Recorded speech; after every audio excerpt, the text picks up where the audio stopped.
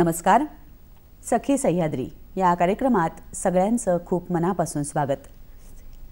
जगातली सर्वोच्च गोष्ट साध्य करायची असेल तर त्या व्यक्तीच्या अंगी अफाट परिश्रम करण्याची तयारी, दुर्दम्य इच्छाशक्ती, जिंकण्याची तीव्रतम इच्छा या गोष्टी असाव्या लागतात. आणि या सगळ्या गोष्टीतून आलेला तीव्रतम असा ध्यास, ज्यासाठी सर्वस्व देण्याची तयारी आहे, असे गुण अंगी असावे लागतात.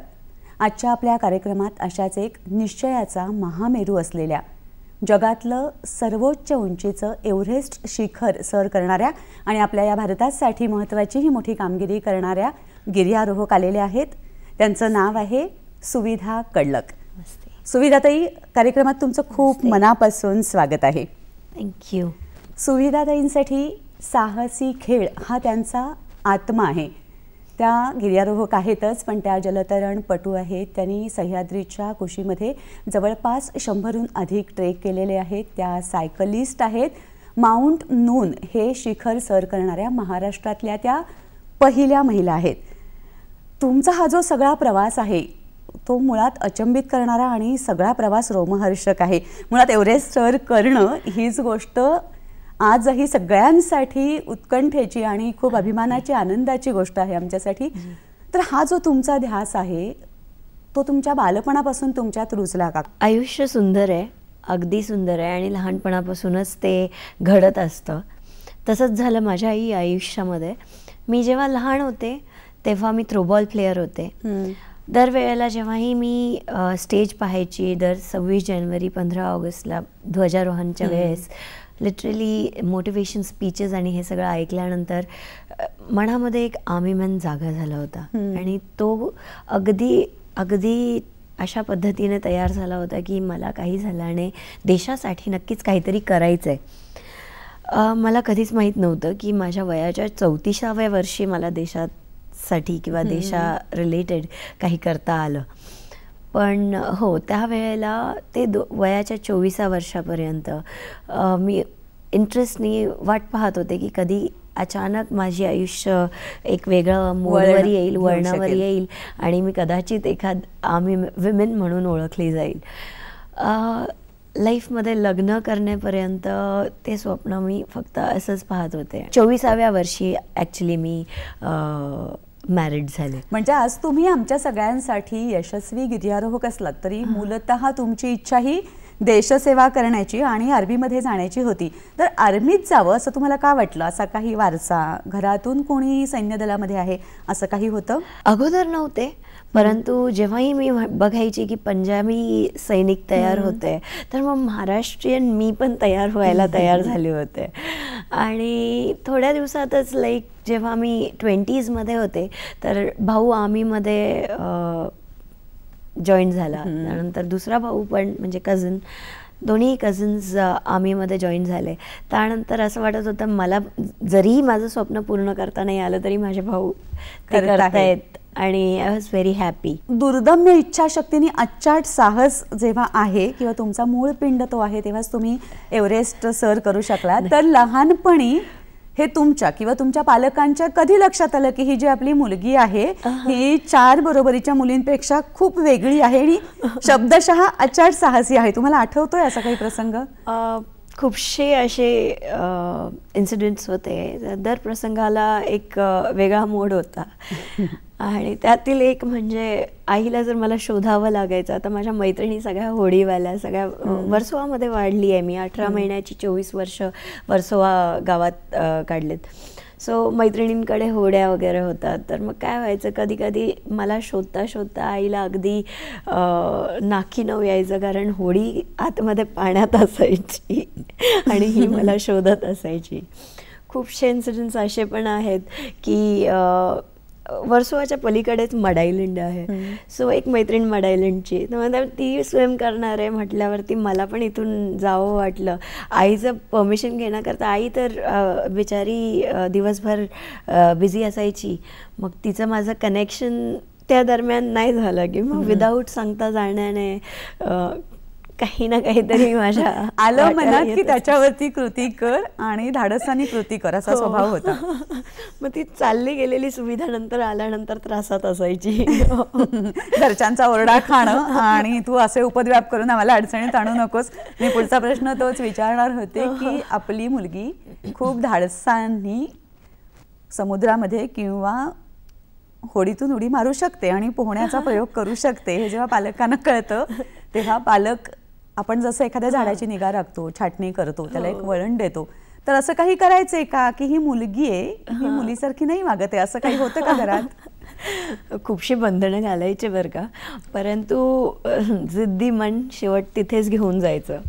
आणि असं खूप वेळा त्यांना आळलेलं आणि मी करत राहिलेले असे खूपसे इन्सिडेंट्स होते. त्यामुळे शक्यता त्यांना आळता यावं इतकं सोपं माझं आयुष्य नव्हतंच. आणि त्यानंतर त्यांनी कुठेतरी एक समझोता करून घेतला होता माझ्या संगती की काही हो फक्त सांगत जा, म्हणजे मग ते एका वेळेला आम्हाला माहीत असेल, कारण तू चुकीचं तर नाही करत आहे पण कधी ते तुझ्यासाठी अंगलट नको यायला, असं व्हायचं. ते आपल्या मुलीच्या आतला आवाज ओळखून थोडंफार तिला तिच्या मनासारखं वागू देत देणं होते. हेही तुमचे पालक करत होते. अगदी. तुम्ही जसं म्हणालात की थ्रोबॉल तुम्ही खेळायचात, तुम्ही स्विमर आहात, तुम्ही सायकलिंग करता, तर या सगळ्या गोष्टींचं प्रशिक्षण तुम्ही लहानपणापासून घेत आलात का? म्हणजे जसं आता तुम्ही म्हणालात की मैत्रिणी बरोबर होडीतून जायचं आणि मनात आलं की एक उडी मारून मोकळं व्हायचं आणि पोहायचं, तर हे शिकलेला होता का आतून तुम्हाला खात्री होती मी उडी मारली की मला जमणार आहे? शिकणं हे पर्टिक्युलरली पॉसिबल नव्हतं त्या दरम्यान. ऑब्व्हियसली काही रेंजच्या बाहेर होता असं समजलं तरी चालतंय. सो त्या दरम्यान तर मला ह्या सगळ्या अपॉर्च्युनिटीज नव्हत्या, मी शिकलेली नव्हते, परंतु मला फक्त तात्पुरतं यायचं तेवढं मी करायची. सायकलिंग आणि स्विमिंग, रनिंग त्या दरम्यान अतिशय अगदी दुसऱ्या थरावरती जाऊन एक नेक्स्ट लेवल रनर किंवा नेक्स्ट लेवल स्विमर किंवा नेक्स्ट लेवल सायकलिस्ट अशी काही मी त्यावेळेला नव्हती. ती झाली म्हणजे फक्त लग्नानंतरच झाली आम्ही. म्हणजे आता तुम्ही जसं म्हणालात की रेंजच्या बाहेर होतं, मला वाटतं हे अर्थकारणाच्या दृष्टीने असेल आणि मला आवर्जून या ठिकाणी प्रेक्षकांना हे सांगायला आवडेल की आपल्यामधले किंवा आपल्या मुलांमधले जे गुण असतात ते आपण बऱ्याच वेळेला म्हणतो की मला पैशाच्या दृष्टीने ह्यामध्ये ट्रेंड होणं, प्रशिक्षण घेणं जमणार नाहीये, तर खूप खरं दुर्दम्य इच्छाशक्ती असेल तर पैशामुळे अडत नाही, याचं तुम्ही मोठं उदाहरण आहात. तुम्ही या अनेक गोष्टी करत आलात, तुम्ही 100हून अधिक ट्रेकही सह्याद्रीच्या रांगांमध्ये केलेले आहेत. या सगळ्यामध्ये गिर्यारोहणानं नेमकं तुम्हाला कधी खुणावलं? माझी लहानी मुलगी, मोठी मुलगी आहे मला आणि लहाना मुलगा आहे. सो मोठी मुलगी माझी त्यावेळेला नुकतीच दीड एक महिन्याची झाली असेल आणि मी त्यावेळेसपासून पुन्हा माझ्या फिटनेस जर्नीकडे ओढा घेतला होता. मी ठरवलं होतं की आपल्याला फिट राहायचं आहे. मी इनफॅक्ट डिलिव्हरीसुद्धा नॉर्मल डिलिव्हरीच व्हावी त्यासाठीही खूप जपले होते. खूपच एक्सरसाइज सगळं परफेक्ट ठेवूनच मी डिलिव्हरी केली. त्यानंतरही पण मी माझ्या स्वतःच्या फिटनेसला खूप फोकस ठेवत होते, ह्या विचाराने की माहीत नाही कधी मला काय खुणवेल आणि मी काय देशासाठी करू शकेल. सो मी अशी ट्रेन करत होते, स्वतःला खूप ॲक्टिव्ह ठेवायची. रेग्युलर बेसिस माझे बाळ 1.5 महिन्याची होती त्यावेळेला मी तिला प्रॅमला प्रॉपर डस्ट न जावं म्हणून कवर करायची आणि तिचा प्रॅम मी सर्प उद्यानपर्यंत ड्रॅग करायची. भारती विद्यापीठमधून पूर्ण अशी आम्ही चालत जायचो. सर्प उद्यानात पोचल्यानंतर तिला छोटीशी फीड देऊन मी तिला उद्यान फिरून आणायची. तर फीडच्या नंतर ती थोडीशी झोपेवर आलेली असायची, त्या दरम्यान माझा वॉक व्हायचा. परत यायची, येताना भाजी वगैरे घेऊन सगळं घरी आल्यानंतर तशी मी ॲक्टिव्ह राहत होते. दुसऱ्या मुलापर्यंत सुद्धा मी रन, वॉक हे ट्रॅक चालूच होते. आणि याच प्रवासात तुम्हाला तुमच्यामध्ये गिर्यारोहक लपलेला आहे हे कळलं. तो नेमका कसा कळला, गिर्यारोहणाशी तुमची ओळख कशी झाली याकडे आपण येऊया, पण आत्ता घेणार आहोत एक छोटीशी विश्रांती. छोट्याशा विश्रांतीनंतर सखी सह्याद्री कार्यक्रमात पुन्हा एकदा सगळ्यांचं मनापासून स्वागत. एव्हरेस्ट शिखर सर करणाऱ्या सुविधा कडलक यांच्याशी आपण गप्पा मारतो आहोत त्यांच्या प्रवासाविषयी.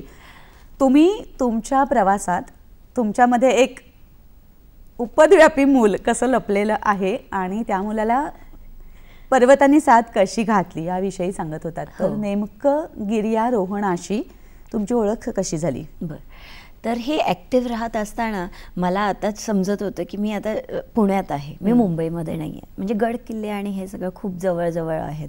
इनफॅक्ट माझ्यासाठी माझ्या 4थीत केलेला कमिटमेंटसुद्धा पेंडिंग होता. जे आई म्हणाली होती की इतिहासात जर तू चांगले मार्क्स आणले तर तुला शिवनेरी दाखवेन. अच्छा. आणि ते राहिलेलं स्वप्न होतं, ते आता इतकं जवळ होतं माझ्यासाठी. सगळ्या डोंगर रांगा माझ्या भोवती होत्या.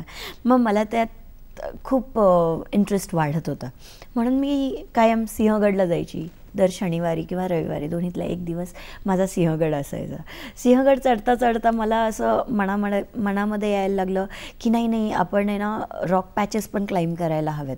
नुसतं गड चढण्यातच आकर्षण नाही आहे आपल्याला, आणखी पण त्याच्यापेक्षाही अधिक अवघड आणि स्वतःला आव्हानात्मक वाटेल असं काहीतरी करायला हवं हे सिंहगड चढता चढता वाटायला लागलं. अगदी.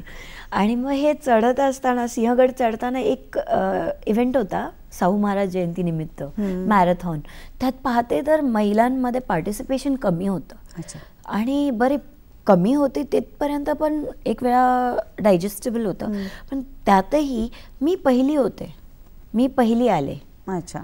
आणि माझं बाळ फक्त 1च महिन्याचं, म्हणजे मी कितीसं करू शकले असेल in order to be first over there. म्हणजे मी एवढीशी मेहनत केल्यानंतर सुद्धा मी फर्स्ट होते. म्हणजे याच्यात आपल्याला लक्ष वेधणं गरजेचं आहे महिलांना. म्हणजे आणि आपल्यामध्ये सुद्धा काय आहे की महिनाभराचं बाळ असताना जेव्हा लोक विश्रांती मुली घेत असतात त्या काळात तुम्ही मॅरेथॉनला उतरलात आणि पहिले आलात. एवढी एनर्जी, एवढी जिद्द आणि एवढा स्वतःवरचा विश्वास तुमच्यामध्ये होता. तर या प्रवासात पुढे गिर्यारोहण. मग आता हे गिर्यारोहणाकडे माझं इंटरेस्ट जे वाढत चाललं ते वाढतच होतं. ऑब्व्हियसली फुल एनर्जी वाढत होती. मला पाहिजे होतं की महिलांना आकर्षण असावं गड किल्ले ट्रॅक्सचे. कारण काय होतं आहे, खूपशा इन्सिडेंट्स न्यूजला पाहायला आल्या दिवशी तर ॲक्सिडेंट्स सुद्धा खूप लक्षात यायला लागल्या होत्या. सो मला असं वाटत होतं की महिलांना पहिलं तर जागरूकता असली पाहिजे. कारण मुलं जी पहिलं सावली घेतात ती आईची असते. आणि ती सावली जर ट्रेनफुल असेल मुलांना तर ट्रॅक्सला एक्सपिडिशन्सला जर मुलं गेली तर काही छोट्या ज्या इन्सिडेंट्स होतात त्या टाळल्या जाऊ शकतात. ह्याकडे मला मुलींचं लक्ष घेणं इम्पॉर्टंट वाटू लागलं होतं. हळूहळू ट्रॅक्सला जात होते, क्लाइंब करत होते. स्पीड क्लाइम्बिंग आणि टेक्निकल क्लाइम्बिंग ह्याचं काहीतरी इंटरेस्ट वाढायला लागलं हे कळायला लागलं होतं. मग शिवाजीनगर वॉलला छोटंसं क्लाइम्ब ट्राय केलं आणि त्यानंतर तिथली सवय इतकी झाली की मी तिथे रेग्युलर होऊ लागले. तर ह्या दरम्यान मला कुठेतरी जाणीव यायला लागली होती की everything is going nice hand in hand. घर सांभाळतीये, स्वयंपाक सगळं आवरला जातोय, त्यानंतर राहिलेल्या वेळामध्ये मी चांगल्या ॲक्टिव्हिटीज करते ज्या कधीच माझ्या शरीराला हानी पोचवणार नाही आहेत हे मला दिसतंय. फिटनेसमध्ये राहणं हे किती इम्पॉर्टंट आहे हे दिसू लागलं होतं. महिलांना पाहत होते ज्या क्लाइम्ब करतायत, ज्या ट्रॅक करतायत त्या कुठे कमी पडतायत हे दिसत होतं. मग त्यांना थोडं दाखवून देत होते की इथे हे नाही, इथे हे, हायड्रेशन किती महत्त्वाचं आहे हे सगळं दाखवत होते. त्यानंतर मला इंटरेस्ट वाढू लागला की आता मला रॉक क्लाइम्बिंग येते. टेक्निकल क्लाइम्बिंग मला शिकून झालेलं आहे म्हटल्यावरती आता मला जर काही करावं तर ते हिमालयन कोर्स आहे. मग हिमालयन कोर्स करायचं आहे हे मनात आल्यानंतर असं वाटत होतं की हिमालयन कोर्सला जवळजवळ 22 दिवस आणि बाळाला मला सोडून जाणं शक्य नाही कारण बाळ आता जवळजवळ फक्त 6 महिन्याचं झालं होतं. मग आता काही विषय तसा करता येणार नव्हता. मग एक काकू होत्या, त्यांच्याशी चर्चा करताना मला एक आन्सर त्यांच्याकडनं भेटला जो फार प्रॉम्प्ट होता की सुविधा तू एक काम कर, सह्याद्रीमध्ये सुद्धा रॉक क्लाइम्बिंग कोर्सेस आहेत, त्यातील एक काहीतरी कर. मग भगवानदादांशी कनेक्ट करून दिलं त्यांनी. ते 4च दिवसाचा कोर्स अति सुंदर म्हटलं, अतिउत्तम. माझं कोर्सही होतो आहे. बेसिकली मला जे हवं आहे ते माहितीही होतं आहे आणि सोबत बाळाकडे फक्त 4 दिवसाचा गॅप आहे म्हटल्यावरती आता तर फीड पण सोडली आहे बाळाची म्हटल्यावर मला चान्स आहे. म्हटलं 4च दिवसामध्ये आपण तो कोर्स करून घ्यायचा. आणि मुलं मोठे होत असताना ना खूप वेळ भेटतो. त्या दरम्यान जर तुम्ही चान्स घेतलात तर तो परफेक्ट टाईम असतो तुम्हाला काही करू देण्याचा. आणि नुकतंच 2020चं घटना सांगते. माझ्या कझनचं आसाम बॉर्डरवर डेथ झालं स्नो माउंटेन क्लाइंब करताना. पुन्हा आर्मीमॅन जागा झाला. तो सांगू लागला की हो, तू जे माउंटेनिअरिंग करतीये त्याच्यात आर्मीमॅनशी कनेक्टिव्ह खूप आहे. मग आता ते राहावेणा झाल्यासारखं झालं होतं. ते फार भरलं होतं. मग आता मला स्नो माउंटेन क्लाइंब करायचं आहे हे मला क्लिअर झालं होतं. भावाची आठवणही होती म्हणून ही गोष्टी लक्षात ठेवल्या. Hydration perfect time to time घ्यायचं आहे आणि आपण हे करायचं आहे हे ठरलं. मग आता पुन्हा एकदा तेच झालं, नाही हिमालयन कोर्स करायला हवा, पण नाही एवढे दिवस देता नाही येणार. म्हणून मग कांग्याचे 2 पीकचं शिखर क्लाइंब केलं. अच्छा. ते माझं पहिलं बर्फीय डोंगर. बऱ्याच वेळेला लग्न झालं की मुलींना वाटतं की माझ्या स्वप्नांना मर्यादा येणार आहेत, माझ्या आकाशाला थोडीशी मर्यादा येणार आहे. तुमचं उलट दिसतं आहे. तर तुमचा एव्हरेस्टचा प्रवास समजून घेण्याच्या आधी मला हे समजून घ्यायचं आहे की लग्नानंतर तुम्ही तुमची क्षितिज मोकळी कशी काय करून घेतलीत. एक छोटंसं उदाहरण देते. लग्ना अगोदर मी IT फील्डमध्ये होते आणि जेव्हा मी काम करत होते तेव्हा ऑब्व्हियसली दरवेळेला RNR मीटिंगमध्ये जेव्हा स्टेज पाहायची तर मला असं वाटायचं हे वाले ट्रॉफीजपेक्षा माझ्या गळ्यामध्ये गोल्ड मेडल सिल्वर मेडल असं पडावं. सो तेही मला खूप ओढ लागत होती की स्पोर्ट्स करायचं.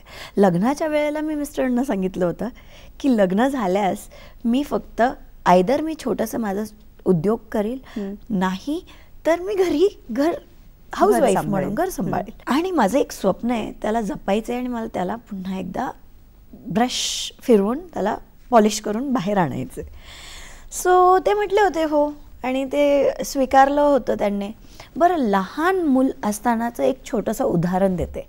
जेव्हा लहान असतं ना मूल त्यावेळेला त्याला जे बेसिक्स लागते ते पुरवल्यानंतर तुम्ही फ्री होता. आणि एरवी मैत्रिणी बसतात गप्पा मारायला, तशा माझ्याही मैत्रिणी बसायच्या. मग मी त्यांना काय म्हणायचे, तुम्ही गप्पा मारताना फक्त हा उठलाय का मला एवढं कळवावं. तोपर्यंत मी 10 वेळा CD उतरचढ करून घ्यायची. मग ती माझी म्हणजे मला काहीतरी करायचं आहे ना, मग मी बाळाला कॉम्प्रोमाइज नाही करू देते, घरच्यांना कॉम्प्रोमाइज नाही करू देते आणि मग करते तर ते परफेक्ट जाईल. जर मी कुणाला कॉम्प्रोमाइज करायला लावलं कारण माझे स्वप्न पूर्ण करायचे तर ते नक्की नाही होणार आहे, नक्की सक्सेसफुल नाही होणार आहे, कारण सगळ्यांना डिस्टर्ब करते मी तेव्हा. सो सर्वांना हँड इन हँड घेऊन मुलगी शाळेत सोडली, बाळाला मैत्रिणीकडे सोडलं झोपवल्यानंतर आणि मग एक्सरसाइज केली, पुन्हा बाळाजवळ आले आणि लगेच मुलीला आणायला पण गेले. मग हे सगळं जर परफेक्ट चाललं होतं तर कुणी स्टॉपही नव्हतं करणार. आणि ऑब्व्हियसली जर आपण हँड इन हँड वर्क करतोय तरच जाऊन आपण मल्टीटास्क कव्हर करू शकतो. एव्हरेस्ट जेव्हा तुम्ही चढायचं ठरवलं किंवा जेव्हा तुमच्यामध्ये स्वप्न आकार घ्यायला लागलं हे की सर्वात मोठं शिखर आहे त्याच्यापर्यंत मला पोचायचंय, तर सर्वांना माहिती आहे, ज्यांनी एव्हरेस्टपर्यंत पोचले नाही आहेत त्यांनाही माहिती आहे की शारीरिक, मानसिक आणि वेगळ्या बाजूने आर्थिक सुद्धा प्रचंड कसोटी पाहणारं आणि तुमच्याकडून खरोखर अफाट, अचाट आणि दुर्दम्य इच्छाशक्ती मागणारं हे स्वप्न आहे, हा ध्यास आहे, नुसतं स्वप्न नाहीये. तर त्याच्यासाठी तुम्ही स्वतःला तयार कसं केलं? डेली बेसिसवरती मी सकाळी 4 वाजता उठायची आणि ह्यात मी एकही दिवशी जर लेट झाले तर मी त्याला कॉम्प्रोमाइज करायला लेट झोपायची. अच्छा. हे रेग्युलर आपलं कॅज्युअल जर आपण सेल्फ मोटिवेटेड असलो ना तर it should be built in you. If you are building yourself that means you have to keep yourself motivated. Self motivation हे खूप गरजेचं आहे. मोटिवेट केल्यानंतर तुम्ही जेव्हा बाहेर पडताय 4 वाजता 4 ते 7 परफेक्ट टाईम मॅच करायचा, रन त्याच्यात आवरायचा एक दिवशी, दुसऱ्या दिवशी वॉक, तिसऱ्या दिवशी ट्रॅक, पुन्हा एकदा वॉक, रन, ट्रॅक. असं जर कंटिन्यू 6 दिवसाचा स्केड्यूल सकाळचा 7 वाजतापर्यंतच पूर्ण झाला तर 8 वाजताच्या अगोदर मुलांचा डबा देऊन तुम्ही पुन्हा एकदा आपल्या स्वतःच्या घरगुती कामांमधून 11 पर्यंत फ्री होणार हे मात्र 100% ठरतं. 11 वाजता पुन्हा एकदा पुश देऊन तुम्ही फ्लोर वर्कआउट जसं जोर, बैठका, सपाट्या ह्या मारू शकता. मग ऑल्टरनेट डे ठेवा. एक दिवशी जोर, दुसऱ्या दिवशी बैठका, तिसऱ्या दिवशी सपाट्या, असं करता करता ह्यांचंही 6 दिवसाचा स्केड्यूल बनवा. तो स्केड्यूल तयार झाल्यानंतर पुन्हा लंच बनवायचा टाईम येतो. 12:30च्या जवळजवळ तुम्ही स्ट्रेचिंग वगैरे केल्यानंतर लंच बनवण्याचा टाईम चालू जातो. लंच बनवा, मुलं आणा दोन्ही पण घरी, दोन्हींना खायला भरवा आणि लगेच त्यांना गाडीत ठेवा. त्यांना 1 तासाची झोप भेटेल, आपला प्रवास होईल, शिवाजीनगरला पोहोचू. बाणेरपासून शिवाजीनगर. शिवाजीनगरला आल्यानंतर आता काय, आता मुलांना उठवा, मुलांनाही ते दिसतंय, ते त्यांनाही एनर्जी देईल. मुलांना उठवायचं, बारखा प्रॅममध्ये असायचा, त्याला झुला देत देत देत देत आपला टर्न येतपर्यंत बसायचं आणि मग क्लाइंब करायचा. तोपर्यंत मुलीला सांगायचं, बाळाजवळ जरा लक्ष ठेव, मला सांग, जर इन केस मध्येच बाळ रडलं तर मी लगेच खाली येते. क्लाइंब करायचं, पुन्हा खाली आलं की बाळाकडे खेळायचं. असं करता करता खेळता खेळता कधी व्यायामही व्हायचा आणि नंतर मुलीचाही इंटरेस्ट वाढला बरं का ह्या गोष्टीने. मुलीलाही इंटरेस्ट डेव्हलप झाला क्लाइम्बिंगकडे आणि she got silver medal to Maharashtra. वा. तेही आता गेल्या वर्षाची गोष्ट सांगते. आता एव्हरेस्टमुळे हा वर्ष मुलीचा खुटला, परंतु गेल्या वर्षी तिने सिल्वर मेडल आणलं होतं. ती 7 वर्षाची होती. तिच्या वयोगटामध्ये हे पहिल्यांदा तिने केलं होतं. इच्छा तिथे मार्ग. आणि जसं आता म्हणालात की संस्कार आपोआप होत असतात, पुढची पिढी ह्याच्यातून तयार होत गेली, तर हा प्रवास त्यांना सहज कसा आणि का वाटला हे सगळं आपण जाणून घेणार आहोत एका छोट्याशा विश्रांतीनंतर. छोट्याशा विश्रांतीनंतर कार्यक्रमात पुन्हा एकदा सगळ्यांचं मनापासून स्वागत. एव्हरेस्टर सुविधा कडलक यांच्याशी आपण गप्पा मारतो आहोत. एव्हरेस्टसारखी मोहीम जेव्हा सर करायची असते तर तेव्हा स्वतःला तयार करताना प्रशिक्षकांची काय भूमिका असू शकते आणि एव्हरेस्टर ज्याला व्हायचं आहे त्याची स्वतःची भूमिका काय असते? तुमचं नेमकं काय होतं या संदर्भातलं जगणं किंवा दैनंदिनी? नक्कीच. मी जेव्हा आपलं ट्रेनिंग करत असायची, शक्यता 4 वाजता कुणी ट्रेनर अवेलेबल नसतो. त्यांचे टाईम, ट्रेनर्सचे टाईम आणि आपले टाईम कधी मॅच होऊ नव्हते शकत, कारण मी 2 मुलं सांभाळून हे करत होते. माझ्या टाईमामध्ये कुणाचीच टाईम न बसल्यामुळे तो फार मोठा प्रश्न पडायचा की हाऊ टू ट्रेन मी. पण तरीही मी माझे एफर्ट्स देऊन, पुश देऊन कवर अप करून ते एक्सरसाइजेस पूर्ण स्केड्यूल प्रिपेअर केला होता आणि तो फॉलो करत होते. आता त्यासोबत सर एव्हरेस्टर भगवान चौले आणि national coach sir Amol Jogdand, मांतुमंत्री सर यांचाही थोडा सहभाग व्हायचा. कॅज्युअली काही जर प्रश्न आलाच तर मग त्यांना फोन करून विचारलं जायचं. कधी मला क्लाइम्ब करायचं असेल तर मग बिले वगैरे ते सरच द्यायचे आणि डिस्कशन करून अमोल सरांनी खूप हेल्प केलं होतं मला. सो यांची खूप मोठा रोल आहे, परंतु एवढंच व्हायचं की ते फुल माझ्या वर्कआउटला माझ्या टाईमानुसार बसू नव्हतं शकत, कारण त्यांनाही बाकी ट्रेन करायचे असं. मग हो, पार्शली त्यांचा जो सपोर्ट होता तो खूप मोठा सपोर्ट आहे माझ्यासाठी आणि I will always respect that. वर्कआउटसाठी जेव्हा पण आपण ट्रेन करत असतो, जेव्हा पण आपण प्रॅक्टिस करत असतो, जेवढी आपली शिद्दत असते ती जेवढी बाहेर पडत असते त्यावेळेला त्याच्यात एक खूप मोठी एनर्जी किंवा ऊर्जा डेव्हलप होत असते आणि त्यामध्ये तुम्ही किती जरी ब्रेक आले ना तरी तुम्ही त्याला स्वतः आपल्या टाईमावरती कव्हर अप करून फिनिश करत असता आणि तेच खूप हेल्पफुल होतं. आता जसं तुम्ही शारीरिक सांगताय तर काही एक वेगळी मानसिक तयारी सुद्धा करावी लागत असेल ना या अगदी. ती काय पद्धतीची असते? दर दिवशी जेव्हा सकाळ झाली की उठताना जे आळस येतो ना तो कालच्या एक्सरसाइजमुळे झालेला एफर्ट्स दिल्यामुळे झालेल्या पेनचा असतो. सो त्याला कव्हर अप म्हणून आपण स्वतःला छान असे ड्रायफ्रूट्स आणि हे सगळे आदल्या रात्रीच भिजवून ठेवायचे. ते सकाळी खाल्ल्यानंतर ती एनर्जी आपोआप डेव्हलप होते. ते बेनिफिट्स जेव्हा आपल्या शरीराला भेटतात तर शरीरही खुश होतो आणि तसंच तोही शरीरही मोटिवेट होऊन जाते. असं ॲक्टिव्हिटीज चालू असताना नेहमीच जेव्हाही हडल्स आले, जेव्हाही ब्रेक्स लागत असल्या की तेव्हा फक्त हेच करायचं की स्वतःला मोटिवेट व्हावं म्हणून एक छोटीशी गिफ्ट ठेवायची. जसं छोटीशी गिफ्ट अशी असू शकते कदाचित की बाबा हो ठीक आहे, मग आज मी माझ्या पूर्ण रेग्युलर डाएटमध्ये जर वर्षभर चॉकलेट नाही खाल्ली तर आज जर मी चॉकलेट दिली तर माझ्या शरीराला वाटेल हो चला आज ही चॉकलेट भेटते म्हणून मी ती वर्कआउट पूर्ण करणार आहे. मग कधी कधी ब्राईब पण खूप मोठा रोल प्ले करतं. ज्यांना माउंट एव्हरेस्ट सर करणं म्हणजे नक्की काय हे माहीत नाही आहे त्यांच्यासाठी एक प्रश्न आहे की ही चढाई नेमकी कशी असते. माउंट एव्हरेस्ट चढणं हे दिव्य असतं तर ते नेमकं काय दिव्य असतं आणि एव्हरेस्टर कुठल्या कुठल्या टप्प्यांमधून ही चढाई करत असतात. माउंट नून पासून सुरू करते. जसं माउंट नून चढत होते तर माउंट नूनवरती जेव्हा आम्ही 16 जण गेलो होतो समिटला आणि समिटसाठी आणि वेदर विंडोचा सपोर्ट तेव्हा झाला तो पर्टिक्युलर एकच दिवस होता आणि 16 जणांमधून 2च जणांनी समिट केलं होतं ते एव्हरेस्टर भगवान चौले आणि मी. आणि त्या समिटवरती मला रिअलाईज झालं की किती सुंदर प्रकृती असते तिथे, किती प्रकृती आपल्याला सपोर्ट करत असते.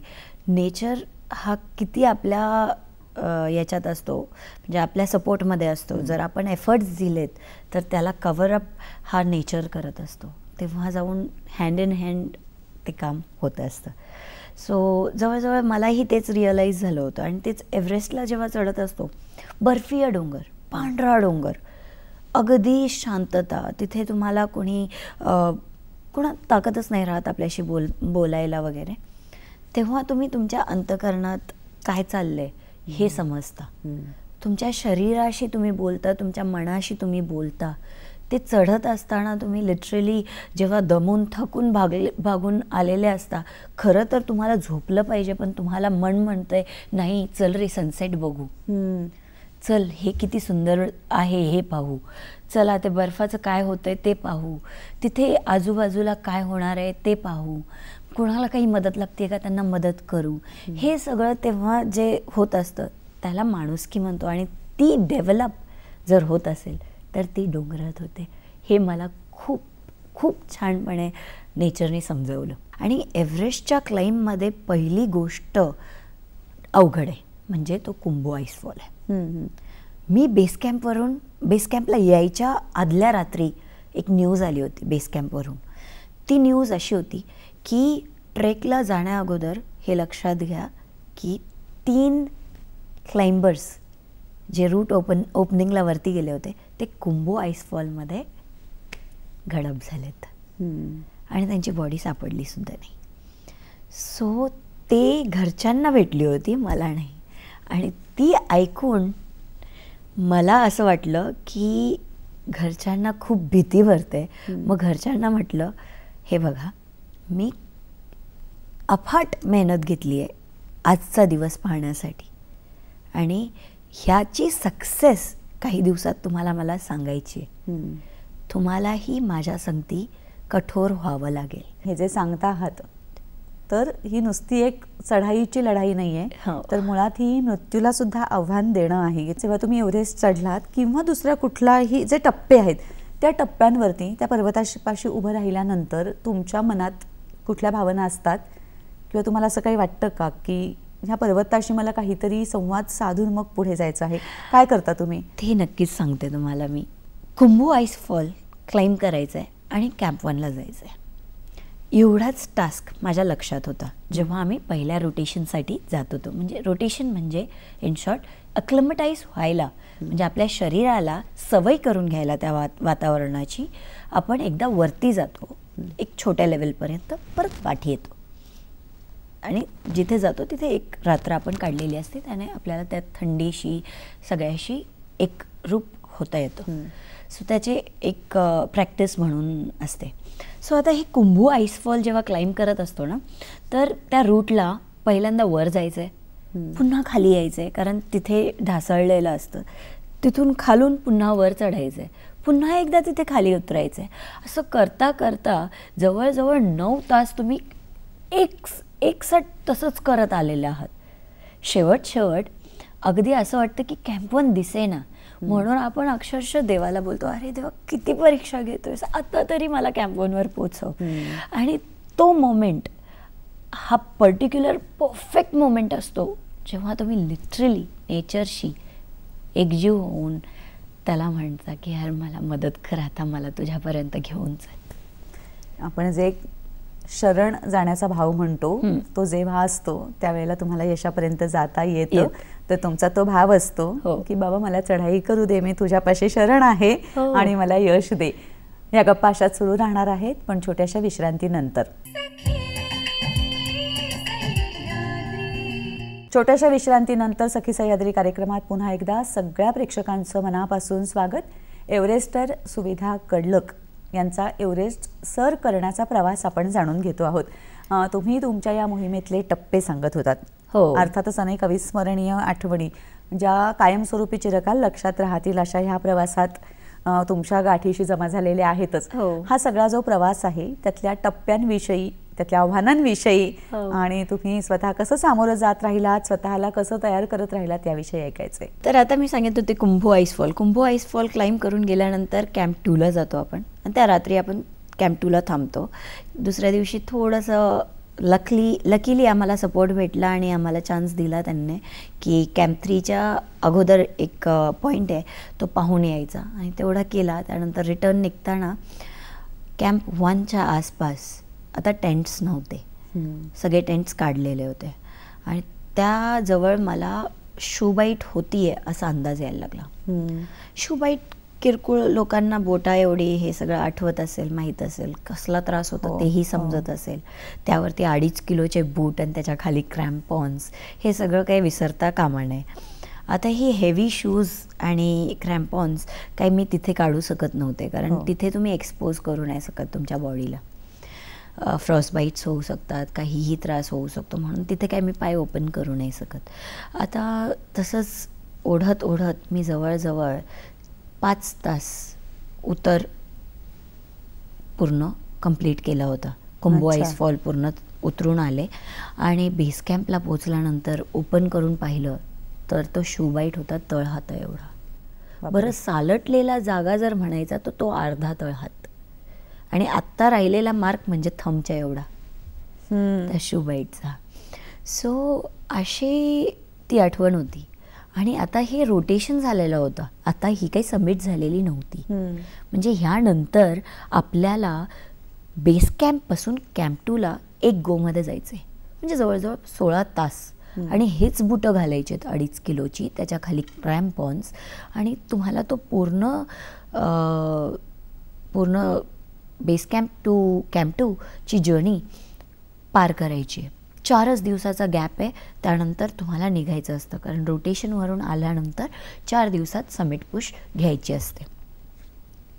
ह्यातील एक सर्वात मोठा सपोर्ट जर नेचरनी मला काही केला होता तो असा होता की 4थ्या दिवशी अनाउन्समेंट झाली की वरती विंडो ओपन नसल्यामुळे आपल्याला येलो बँडच्या पुढे रूट ओपनच झालेलं नाही आहे.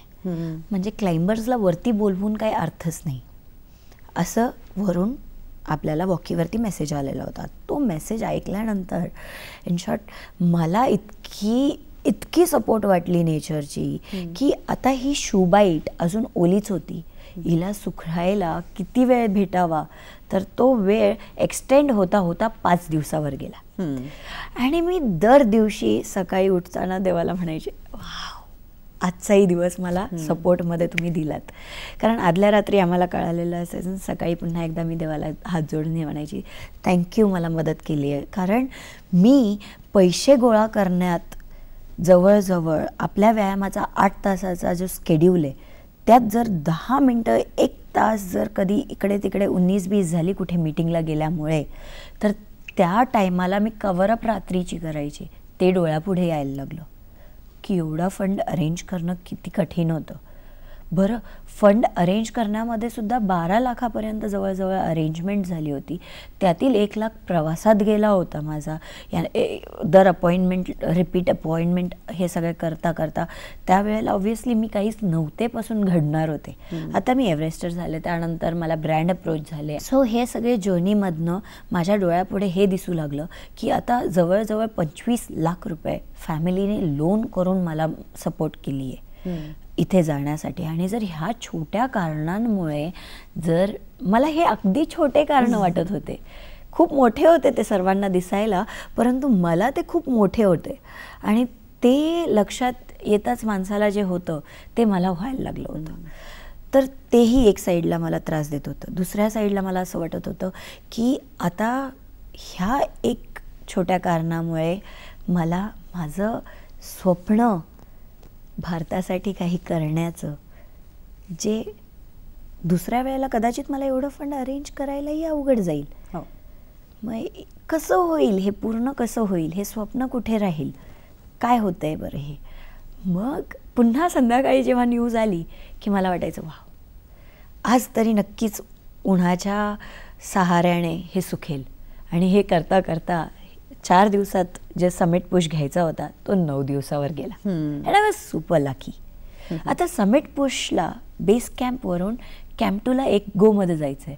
शूज घालून पाहिले, socks, shoes, soft cotton padding हे करून पाहिले. त्यानंतर मला रिअलाईज झालं की आपल्याला चालता येते, थोडं रुतते, खपली झाली आहे ना ती रुतती आहे, पण चालता येते. घरच्यांचा फोन त्याच रात्री की सुविधा, पाय बरं आहे का, तू जाणार आहेस समिटला म्हणतेस. मी म्हटलं 6 दिवसात ते 7 दिवसात सुविधा खाली न्यूज घेऊन येणार आहे, जिंकलेली असेल. आणि एवढंच बोलले मी. मला त्यांचा आवाज तुटक येत होता, त्यांना माझा आवाज येतोय की नाही त्याचीही गॅरंटी नाही. एक फक्त म्हटलं मला इच्छा आहे माझ्या मुलीला आणि मुलाला हॅलो बोलायला लावा. ओके. दोघांचे आवाज ऐकले, क्लाइंबला चालू झाले. कॅम्प 1 पर्यंत जायला जातानाच कळालं 11 जणांमध्ये फक्त एक शेर्पा. 11 जणांमध्ये जर एकच शेर्पा असला तर आपल्या मनामध्ये एक भीती येते ना की आपल्यासोबत एक शेर्पा सोबत असला पाहिजे, आणि नाही. शेर्पाची परवानगी घेतली पहिल्या क्लाइंबच्या वेळेला. इथे सगळे वेट करणार तर त्यात टाईम वेस्ट होईल. शेर्पाची परवानगी घेतली. म्हटलं हम 3-4 जण 10-10 कदम आगे करे क्या. परवानगी भेटली. परवानगी भेटताच 3 नेपाळी क्लाइंबर्स आहेत जे थोडे चांगले क्लाइंब करतायत हे रोटेशनच्या वेळेला कळालं होतं. त्यांना आपल्या हाताशी घेतलं आणि लीड घेऊन त्यांना घेऊन पुढे चालले गेले. कॅम्प 1च्या जवळ पोचणार होते, लास्टची क्लाइंब होती, आणि भगवान दादांनी माझी पाठ थापली. कारण आमच्यासोबत एक्स्ट्रा शेर्पा नसल्यामुळे भगवान दादांना बाकीच्या ग्रुपसोबत मदतीला राहणं गरजेचं होतं. येताच पाठ थापली आणि म्हटले छान सुविधा, हे खूप सुंदर केलेस. आणखी ऊर्जा वाढली. कॅम्प 1ला पोहोचले. पाहते तर तिथे चहा बनवायला टेंट होता. लकीली तो टेंट पाहून मला इतकी एनर्जी आली. म्हटलं आता चान्स आहे सुविधा, शू बाईट बघून घे एकदाचा. परमिशन घेतली की मी 10 मिनटं अर्धा तास बसू शकते का, मी शूज काढून ते बघते. ते शूज काढून शूज घालण्यामध्ये 1 तास जातो हे मला तेव्हा कळालं, कारण मी तेव्हा टाईम बघत होते ना. माझा सर्कल पूर्ण पुढे गेल्याचं फिलिंग मला खूप हे होत होतं, अस्वस्थपणा वाढला होता की सगळे गेलेत आणि मी एकटी पडेल. म्हणून पटपट पावलं टाकत त्यांच्यासोबत पोचायचा प्लॅन केला. आणि कशीबशी त्यांच्यात आणि माझ्यात जवळजवळ 20 मिनटाचा काहीतरी अंतर राहिलं असेल. आणि एनर्जी तेवढी तरी टिकू नये म्हणून मला असं वाटत होतं की व्हेरी गुड, माझी प्रॅक्टिस सक्सेसफुल झाली आहे. एनर्जी वाढतच होती. एनर्जी कुठेतरी एक दिशा देत होती की सुविधा जिथे चालली आहे ती परफेक्ट चालली आहे. व्हेरी गुड, खरंच, नाही तू केलंच पाहिजे असं करत होती. कॅम्प 2ला पोचल्यावरती स्वयंपाक बनतो कॅम्प 2ला, कारण तिथेच तो लास्ट हेली लँड होती आणि जेवणं येतात, जेवणासाठी मटेरियल येतो खालून. तिथे डाळ भात खाल्यानंतर एनर्जी आली. एनर्जी आल्यानंतर दुसऱ्या दिवशी आपल्याला कॅम्प 3ला जायचं होतं. त्याची तयारी झाली सगळी. पाहते आपल्या ग्रुपमध्ये सगळे माझ्या म्हणण्याने ज्या माणसाकडे शरीर साथ देणारं आहे ना ते सर्वात रिच, म्हणजे आमचा ग्रुप मी सर्वात रिच ह्याने समजत होते की सर्व गुण संपूर्ण असे फिट व्यक्ती आमच्या ग्रुपमध्ये आहेत असं दिसत होतं की खुश होते मी. आता दुसऱ्या दिवशी कॅम्प 3ला जायचं आहे. शेर्पाला म्हटलं दादा प्लीज तू आता आमच्यासोबत चल. दाईजी म्हणतात तिथे, दादा प्लीज तू आमच्या संगती चल. तर म्हटला हम आप लोगों का खाना लेके आने वाले हैं, तो आप लोग धीरे धीरे चलो कैंप 3 तक, हम लोग आज आपका खाना लेके आएंगे. म्हटलं ओके, वेल अँड गुड. आम्हाला सगळ्यांना जेवायला भेटणार आहे कॅम्प 3वरती, नथिंग लाईक इट. म्हणून हळूहळू चालत चालत चालत चालत कॅम्प 3कडे जायला निघालो. कॅम्प 3कडे जाण्याच्या रस्त्यात एक पॉईंट आहे जिथे ओव्हरहँग एरिया येतो. अच्छा. म्हणजे ग्रॅव्हिटीच्या अगेन्स्ट आपण चढत असतो. मराठीत म्हणायचं गुरुत्वाकर्षणाच्या विरुद्ध. आता तिथे चढत असताना खाली पाहिलं तर ती खाई दिसली जी अगदी डीप होती. पण मी कंट्रोल करून आपली चढून वरती चालायला लागले.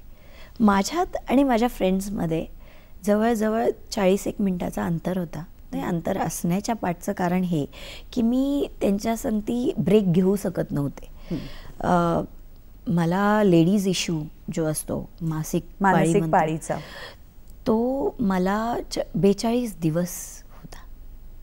आणि तो एक फ्लोमध्ये 42 दिवस म्हटल्यावरती दर दिवशी तुम्हाला तो प्रश्न पडतो की बाबा आपल्या शरीराला काही इजा होणार नाही ना, त्रास होणार नाही ना. मग आपण लवकरात लवकर कॅम्पला पोचूयात आणि तिथे जाऊन थोडंसं आपण ॲडजस्ट होऊयात, हेही विचार करायची मी. मग त्यामुळे मला ग्रुपपासून थोडं पुढे चालावं लागायचं. पुढे चालत चालत चालत चालत जवळजवळ आमच्यामध्ये 40 मिनिटाचा अंतर होता. हा जो सगळा प्रवास आहे तो किती आव्हानाचा त्यांच्यासाठी होता आणि आपल्यासाठी किती रोमहर्षक आणि उत्कंठावर्धक आहे त्याचा अनुभव आपण घेतो आहोत. ही सगळीच त्यांची जी प्रवासाची एक वाटचाल आहे ती आपण समजून घेणार आहोत, ऐकणार आहोत त्यांच्याचकडून. पण आत्ता घेतो आहोत एक छोटीशी विश्रांती. छोट्याशा विश्रांतीनंतर कार्यक्रमात पुन्हा एकदा सगळ्यांचं मनापासून स्वागत. कॅम्प 3 पर्यंत तुमचा प्रवास चालू होता. 42 दिवस तुमच्यासोबत असलेला मासिक पाळीचा त्रास घेऊनही. तर या सगळ्या म्हणजे निसर्गाची आव्हानं होतीच, जोडीला एक स्त्री म्हणून आपल्याला सोबत असणारी जी आव्हानं आहेत जी तुमच्या बाबतीत खूप एक्सटेंडेड होती त्याविषयी. हो. सो आता मी इथून पुढे जो पॅच चढणार होते तो रॉकफॉल पॅच म्हणून छान ओळखला जातो. हेवी स्पीडमध्ये तिथे रॉकफॉल होती. तिथे खूपशे ॲक्सिडेंट्स पण झालेले आहेत. आमच्यातलं एकाला परत पण जावं लागलं कारण त्याच्या हातावरती रॉकफॉल झाल्यामुळे त्याला पुढची एक्सपिडिशन कॉम्प्रोमाइज करावी लागली. सो आता हे रॉकफॉल पॅच क्लाइंब करत असताना वरून आवाज आला, वॉच आउट. आणि वरती पाहते तर अगदी माझ्या डोक्याजवळ एवढा मोठा दगड. पाहताच लगेच डोक्यात आलं की बरे कुणी रोपवरती पाठी नाही आहे. रोपच्या अधीन झाले आणि अगेन्स्ट द आईस वॉल स्वतःला ढकललं. हव्यात होऊन पुन्हा रॉकपर्यंत आपलं आईसवरपर्यंत येतपर्यंत रॉक अगदी समोरून दिसला. गुडघ्याच्या मधून दोन्ही पायांच्या मधून तो पास झाला. आणि हे जेव्हा होत होतं अगदी शरीराला काटा आलेला होता. मला समजत नव्हतं काय होतं आहे. पण फक्त एकच माझ्या मनात आलं ते होतं की देव माझ्या पाठीशी आहे. आणि देवाला फक्त एवढंच म्हटलं, धन्यवाद. आता ह्याच्याच काही 4 पावलं पुढे चालले असेल, लयातले 4 पावलं चालले असेल. आणि दुसरी गोष्ट जी झाली ती होती माझ्या कानाजवळ सुंग करून आवाज आला. तो आवाज नुकतं कानाखाली वाजवल्यासारखा नव्हता बरं का, त्याच्यापेक्षा खूप जास्त जोरात होता. पाहते आणि असं वाकून पाहिलं तर तो ऑक्सिजन सिलेंडर होता. आणि 4 किलोचा सिलेंडर 3ऱ्या कॅम्पवरून कुणाच्या बॅगेतनं सटकलाय आणि तो आलाय. लकीली इथे मला पॉझिटिव्ह साईन दिसली, ती म्हणजे की एव्हरेस्ट मला क्लाइंब करायला देतोय, मला परवानगी भेटली. म्हणजे खरं म्हणजे जे अत्यंत भीतीदायक आणि अपघाताच्या जीवावर बेतणाऱ्या शक्यता होत्या तिथे सुद्धा तुमचं मन इतकं सकारात्मक होतं की हे येतंय आपल्यापर्यंत पण आपल्याला काही त्रास देत नाहीये. म्हणजे एव्हरेस्ट आपल्याला बोलावतो आहे, एव्हरेस्ट खुणावतो आहे इन शॉर्ट. आता हे चढत चढत चढत चढत आपण जेव्हा कॅम्प 3ला जातो त्यावेळेस कॅम्प 3ला पोचले आणि पाहते देअर इज नो टेंट. सगळे डेमिनिश झाले होते. वेदर खराब झाल्यामुळे पहिले जे सेट करून ठेवले होते तेवढेही टेंट डेमिनिश. 50 मिनिट्स बाहेर बसले. त्यानंतर काही मुली आल्या, आपल्या नेपाळी क्लाइंबर्स मी म्हटलं त्या छान क्लाइंब करायच्या त्या पण आल्या. त्यानंतर सगळे बाकीचा ग्रुपही आला. आता दुसऱ्या दिवशी ऑक्सिजन लावून आपल्याला चढायचं होतं कॅम्प 3 पासून कॅम्प 4ला ऑक्सिजनची सवय करायला. एक सिलेंडर त्यासाठी असतो कदाचित. सो आता ही चढाईच्या वेळेला पुन्हा एकदा शेर्पाला रिक्वेस्ट केलं, प्लीज चला ना आप हमारे साथ चलो. दीदी बहुत भूक लगी है, मला म्हटलं शेर्पा मैं खाना खा के आता हूँ, म्हणून आप चलो धीरे धीरे मला म्हणणे. म्हटलं ओके. लागले पुन्हा क्लाइंब करायला लागल्यानंतर कॅम्प 3 पासून कॅम्प 4 पर्यंत जाताना रॉक पॅचेस येतात आणि नेमकं वेदर खराब झालं, खूप स्नो वर्षाव व्हायला लागला आणि आता गॉगल्सच्या आतमध्ये स्नो जमायला लागला होता. नुसतं तेच नसताना ते गॉगल्सच्या आतमध्ये जर स्नो आहे म्हणून जर मी गॉगल काढला असता तर मला स्नो ब्लाइंडनेस झाला असता, जे खूप मोठा प्रॉब्लेम असता माझा आणि कदाचित मला कॉम्प्रोमाइज करावं लागलं असतं. ते सगळं स्टडी केलेलं होतं म्हणून मी काय केलं, गॉगल फक्त भवईवर ठेवलं आणि खालच्या जे सापटीतून दिसतंय ह्या सापटीतनं मी पाहू लागले आणि त्यावेळेला रूट क्लाइंब करायला लागले स्लोली. आणि क्लाइंब करत असताना रॉक पॅच येतो, तिथे झुमारिंग करायला लागते. त्यावेळेला मी अनाऊन्स केलं वरच्यांना की तुम्ही वरती पोचल्यानंतर मला आवाज करा, कारण मला अजिबात दिसत नाही आहे. आणि पाठच्यांनाही अनाऊन्स केलं की I am unable to see through my goggles, so please wait until मी क्लाइंब करते. मी क्लाइंब केलं. मला अगदी विश्वास होईना की मी एक पायरी आणखी वर आली आहे आणि खरंच नेचर साथ देतोय आणि मी एव्हरेस्ट करायला चालली आणि एव्हरेस्ट होणार आहे आपला. ही जी स्ट्रेंथ आहे ना, ही खूप स्ट्रॉंग असते त्यावेळेला, की आपल्याला कळत नाही की आपल्यासोबत काय काय झालं आहे, त्याच्याकडे आपलं लक्ष, म्हणजे अगदी माझ्या पायाचं जे शू बाईट्स आहे ते सुद्धा दुर्लक्ष झालेले होते. यू विल नॉट बिलीव्ह, त्यावेळेला तुम्हाला त्याची काहीच घेणदेण नसतं, त्याच्याशी काहीच घेणदेण नसतं. आता लोटसे एव्हरेस्ट कॅम्प 4 वरून समिटला जायचं आहे रात्री. पुन्हा शेर्पाला रिक्वेस्ट करू लागले आणि शेर्पा म्हणतोय, दीदी आप चलो ना, मैं आता हूँ, थोड़ा सा खाना खाना है, इधर थोड़ा सा रॅपअप करना है, फिर आता हूँ. तासभर तरी पण म्हटले नाही नाही, जिद्द करून थांबावं, याला घेऊन जावं, पण ते काय तो हल्ला नाही. नंतर म्हटलं आता आपल्यासोबतचेही पुढे गेलेत, पाठचे हे सोबत येणार नाही हेही बोलत आहेत, why not use our energy and go with them only who are with us. आणि म्हणून पटपट पटपट पावलं टाकत मी त्यांच्यापर्यंत गेले. त्यांच्यापर्यंत गेल्यानंतर म्हटलं नाही, यांच्यासोबत चालत बसले तर आपल्याला असलेली वेदना ती दुसरी आहे, त्याच्यासाठी तरी आपल्याला पटपटच पुढे जाणं आहे आणि रूट जितका पास होईल, जितका कवर होईल तेवढा करून घ्यावा. फर्स्ट ट्रायंगल क्लाइंब केलं, जवळजवळ तिथे सिलेंडर बदलायचा असतो, तिथे त्या एरियामध्ये जेव्हा सिलेंडर बदलायला लागले त्यावेळेला मी म्हटलं की स्नो वर्षाव चालू आहे, मला गॉगल्स हवे आहेत. आणि शेर्पाकडनं माझा गॉगल तुटला. माझं मन अगदी विचलित झालं. गॉगल दुसरा असतो, स्पेअर गॉगल असतो, स्की गॉगल, तो काढला, तो घातला आणि क्लाइंब चालू केली. पाहते तर धडाधड 25 क्लाइंबर्स पाठी येत आहेत. का त्यांनी एक्सपिडिशन कॉम्प्रोमाइज का केली हे मनाला वाटायला लागलं. आणि पाहते तर खरंच वेदर खराब झाल्यामुळे कदाचित आता आपल्याला क्लाइंब करायला भेटत नाही. देवाला रिक्वेस्ट केलं, प्लीज ह्या वेळेस तरी नको असं करू, मी अगदी जवळ आली आहे, मला दर्शन घेऊ दे, निघू दे.